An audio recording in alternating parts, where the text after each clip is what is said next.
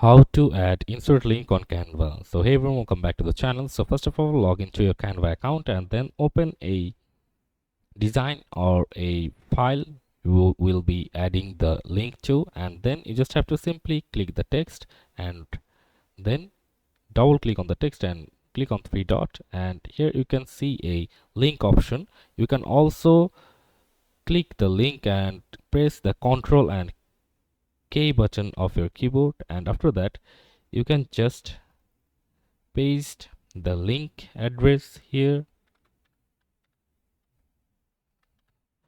and then you can just pressed on enter, and whenever a person clicks on the specific keyword or the specific word, they can see the website address from here, and if they click on the website address, it will redirect them into the following website.